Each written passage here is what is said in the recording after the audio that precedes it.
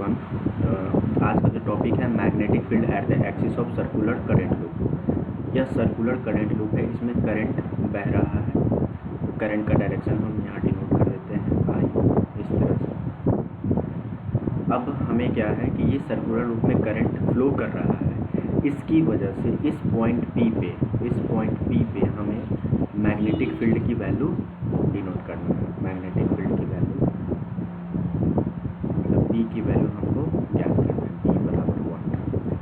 ठीक है, इसके लिए हम करेंगे यहाँ पे सबसे पहले इस सर्कुलर लूप को हम छोटे छोटे टुकड़ों में बांटेंगे, डिस्ट्रीब्यूट करेंगे। मतलब इसमें हम करंट एलिमेंट लेंगे। हमने करंट एलिमेंट लिया, यहाँ पे इस करंट एलिमेंट का नाम हम देंगे IDL। इस करंट एलिमेंट का नाम देंगे हम IDL। यह एक वेक्टर क्वांटिटी है। सेम इसके मिरर में, मतलब इस सर्कुलर लूप के नीचे यहाँ पे आ जाएगा, मतलब इसका एक मिरर होगा जिसकी वैल्यू सेम होगी। ठीक है, इसमें करंट एलिमेंट का हमने डायरेक्शन डिनोट किया और इसकी वजह से इसको हम IDL डैश, मतलब इसको करंट एलिमेंट ये भी हो गया IDL डैश। फिर आगे चलेंगे, यह इस सर्कुलर लूप का सेंटर O से रिप्रेजेंट किया। यह पॉइंट P है जहाँ पे हमको वैल्यू निकालनी है वेक्टर B की। हम यहाँ पे मान लेते हैं कि O से P की दूरी है x। ठीक है, और यहाँ पे अगर ये थीटा है तो, और जो ये सर्कल है, सर्कुलर लूप है, इसके रेडियस की वैल्यू को हम a मान लेते हैं। तो हमारे पास जो ये डिस्टेंस होगा करंट एलिमेंट और जो यहाँ पे P है इसके बीच का डिस्टेंस होगा, क्योंकि ये हमें पहले से पता है F बराबर होता है QVB साइन थीटा। एक तो ये होता है, दूसरा होता है IDL sign theta upon R square. IDL sign theta upon R square. ठीक है, और ये जो थीटा होता है, यहाँ पे जो थीटा होता है, ये थीटा होता है करंट एलिमेंट मतलब IDL एंड क्या जो वेक्टर R आता है, मतलब कि IDL और P के बीच में जो डिस्टेंस होता है उसके बीच का एंगल होता है ये थीटा। ठीक है, मतलब इसको हम कह देंगे angle between IDL and R vector. अब यहाँ पे हमको ये पोजीशन वेक्टर R वेक्टर निकालना है। ये x है, ये a है, यहाँ पे 90 डिग्री का एंगल बन रहा है। तो ये जो वैल्यू होगी R वेक्टर की, ये आएगी √x² प्लस a²। हमारे पास R की वैल्यू अब आ गई। अब हम बात करते हैं मैग्नेटिक फील्ड की। मैग्नेटिक फील्ड का डायरेक्शन यहाँ पे देखेंगे तो इस पॉइंट पे dB की वजह से, इस dB की वजह से इसके परपेंडिकुलर में यहाँ पे मैग्नेटिक फील्ड हो जाएगा, मतलब IDL की वजह से dB, और सेम यहाँ पे भी dB डैश आ जाएगा। ठीक है, लेकिन चूँकि यह हमें मैग्नेटिक फील्ड कहाँ पे निकालना है, इस एक्सिस ऑफ लाइन पे। ठीक है, तो हमें इसका दो कंपोनेंट निकालना होगा। जो पहला कंपोनेंट होगा थीटा के साथ, मतलब कि यहाँ पे देखो तो ये वाला थीटा है, तो थीटा के साथ वाला जो एंगल बनेगा, ये वाला थीटा, तो इस थीटा के साथ वाला जो एंगल बनेगा ये कॉस थीटा हो जाएगा, ये वाला हो जाएगा dB कॉस थीटा।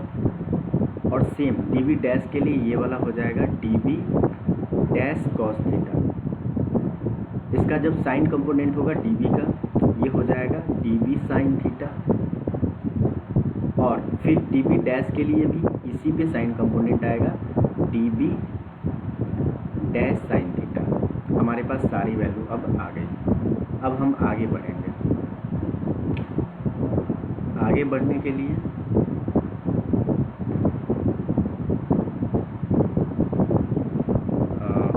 पास है एफ की value ideal sine theta upon R square, F की नहीं बी की वैल्यू है, गड़बड़ा गया, ये गलत हमने लिख दिया है, बी बराबर है, मतलब मैग्नेटिक फील्ड की वैल्यू है बी बराबर, ठीक है, क्योंकि हमको बी निकालना है तो पहले से हमको ये बी पता है। अब हमको फिर से डी की वैल्यू निकालनी है भाई, कितना होगा। यहाँ पे देखेंगे ये क्या है, आइडियल और आइडियल डैश, यहाँ पे करंट एलिमेंट दोनों बराबर है, बस इनके डायरेक्शन का थोड़ा सा अंतर है, तो इनका मैग्नीट्यूड बड़ा है तो इसकी वजह से जो डी और डी डैश होगा ये बराबर होगा, D B is equals to हो जाएगा डी बी डैश। तो इसकी वजह से साइन इसका जो कॉस कंपोनेंट देखेंगे, डी बी कॉस थीटा, मतलब डी बी कॉस थीटा ये वाला और D B dash cos theta, ये दोनों एक दूसरे को कैंसिल आउट कर देगा, मतलब ये वाला कंपोनेंट कैंसिल आउट कर देगा। सिर्फ हमारे पास जो बचेगा, सिर्फ हमारे पास बचेगा इसका साइन कंपोनेंट, मतलब डी बी साइन थीटा और D B dash sine theta. तो एक करंट एलिमेंट की बात करेंगे तो यहाँ डी बी बराबर हो जाएगा डी बी साइन थीटा, ठीक है।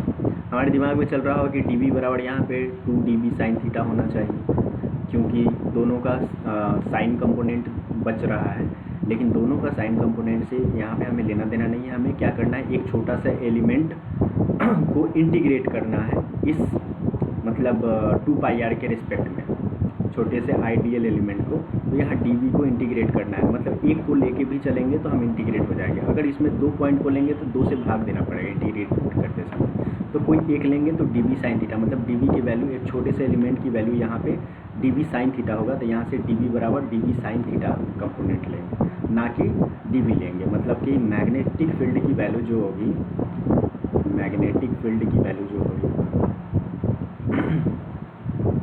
On the axis of circular loop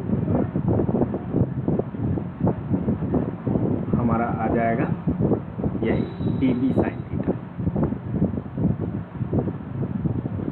तो अब इसको छोटा सा चीज़ का वैल्यू हमारे पास आ चुका है डी बी साइन थीटा। अब इसको इंटीग्रेट करेंगे तो हमारे पूरे जो एलिमेंट करंट एलिमेंट है उसकी वजह से पी पॉइंट पे पूरा वेक्टर आ जाएगा। तो मतलब यहाँ पे बी वेक्टर बी बराबर हो जाएगा, मतलब डी बी को हमने डी बी साइन थीटा को हमको इंटीग्रेट करना होगा, तो हम डी बी साइन थीटा को हम इंटीग्रेट करें। अब यहाँ पे डी बी की वैल्यू डालेंगे, डी बी की वैल्यू हमारे पास है पहले से पता है, डी बी बराबर mu naught upon current element की वजह से, जो इससे पहले वाला चैप्टर में टॉपिक में पढ़े थे, mu naught upon 4 pi into, यहाँ पे देख लेंगे mu naught upon 4 pi ideal sine theta, mu naught upon 4 pi ideal sine theta upon R square, ठीक है।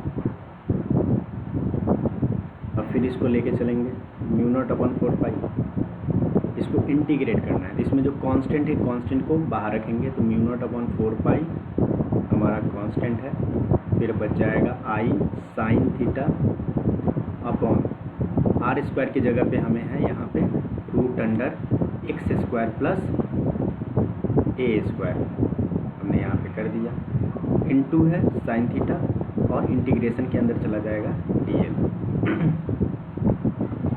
और फिर साइन थीटा की वैल्यू यहाँ पे डाल देंगे, mu naught upon 4 pi I upon x square plus A square root under. अब हमें वैल्यू रखनी है साइन थीटा की। साइन थीटा के लिए फिर हम यहाँ फिगर में चलेंगे, साइन थीटा यहाँ पे हो जाएगा, अगर ये थीटा है तो साइन थीटा यहाँ पे हो जाएगा ए अपॉन साइन थीटा की वैल्यू आ जाएगी यहाँ पे A upon root under X square plus A square, ठीक। तो हम यहाँ पे root under A square plus X square को रखेंगे। ए अपॉन साइन थीटा का वैल्यू हो जाएगा ए अपॉन रूट अंडर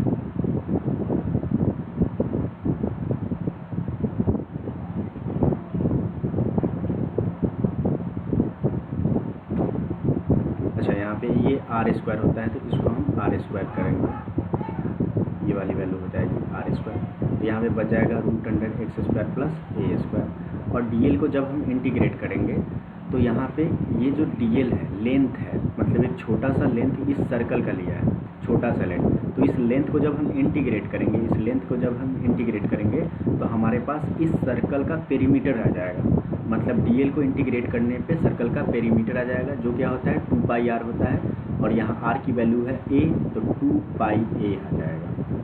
आगे बढ़ेंगे, μ0/4π, यहाँ पे i, और नीचे में यहाँ x² प्लस ए स्क्वायर है, और यहाँ पे √x² प्लस ए स्क्वायर है। तो इसका वैल्यू आ जाएगा x² प्लस ए स्क्वायर का पावर में आ जाएगा 3/2, ठीक है, इंटू 2πa। अब 2π से 2 टाइम्स ये कट जाएगा, हमारे पास बच जाएगा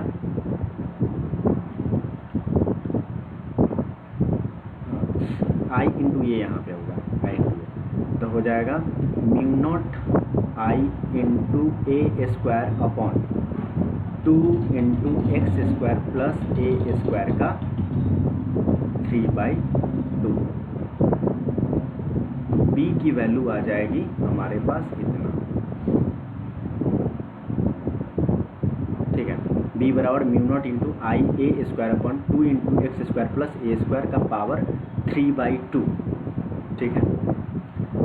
अब चूंकि magnetic field at the axis of circular loop, अब सर्कुलर लूप जब बात करते हैं तो वहाँ पे जब किसी भी क्या बोलते हैं उसको, मोटर में हो गया चाहे पंखा में हो गया, वहाँ पे हम सर्कुलर लूप बनाते हैं। वहाँ पे किसका, वायर का, जिसको हम कॉइल कहते हैं। तो कॉइल का एक बार टर्न करने पे हमारे पास मैग्नेटिक फील्ड की वैल्यू आ गई यहाँ पे कितना, μ0/2 into x² plus A square का पावर 3/2।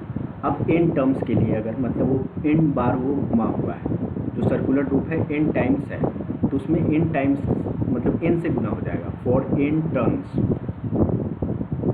ऑफ सर्कुलर लूप की बात करेंगे, जब n टर्म्स की बात करेंगे तो सीधे सीधे इसमें b बराबर हो जाएगा, टोटल जो मैग्नेटिक फील्ड होगा n से गुना हो जाएगा, n into μ0 I A square upon 2 into x² plus A square का पावर 3/2। यहाँ पे हमें इसकी वैल्यू आ गई, p की वैल्यू आ गई। फिर हम आगे बढ़ते हैं, एक स्पेशल केस चलेगा, जैसे कि यहाँ पे हमें क्या है, इस एक्सिस लाइन पे x डिस्टेंस पे, इस एक्सिस लाइन के x डिस्टेंस पे मतलब p पॉइंट पे हमको वैल्यू निकालनी थी। लेकिन जब हम आगे इस x को हम 0 कर देते तो हमारे पास एक स्पेशल केस आ जाएगा, क्या, इस सर्कुलर लूप के सेंटर पे कितना मैग्नेटिक फील्ड बनेगा। तो इस स्पेशल केस एक लेते हैं,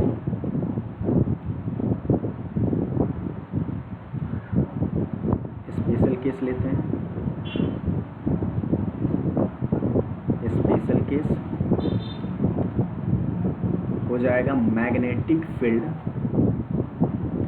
eight the centre of current carrying, centre of current carrying circular loop. तो यहाँ पे x की वैल्यू हो जाएगी x बराबर 0, जो हमारे पास b की वैल्यू है फॉर 1 टर्न्स के लिए, पहले उसमें रखेंगे। तो b की वैल्यू 1 टर्न्स के लिए क्या है, μ0 into I A square, μ0 into I A square upon 2 into x² plus A square का पावर हो जाएगा 3/2, ठीक है। यहाँ पे x की वैल्यू है 0, तो x की वैल्यू को हमने कर दिया 0, x की वैल्यू को 0 कर दिया।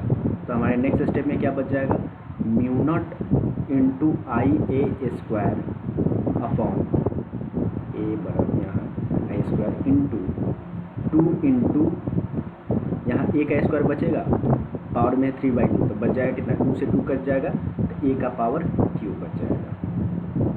नेक्स्ट स्टेप में चलेंगे हम, तो हमारे पास बचेगा म्यू इंटू आई अपॉन 2a, ए स्क्वायर से ए स्क्वायर इसमें से कट जाएगा, ए बच जाएगा, तो हमारे पास बी की वैल्यू इतना आ जाएगा। बी बराबर हो जाएगा, मतलब ए कितने पे है, at the centre of magnetic field.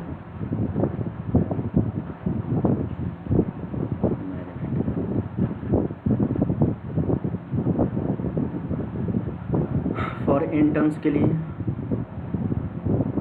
For N turns हो जाएगा बी बराबर आ जाएगा हमारे पास म्यू नॉट इंटू आई अपॉन 2a, इसमें सिर्फ हम n से गुणा कर देंगे और एन टर्म्स के लिए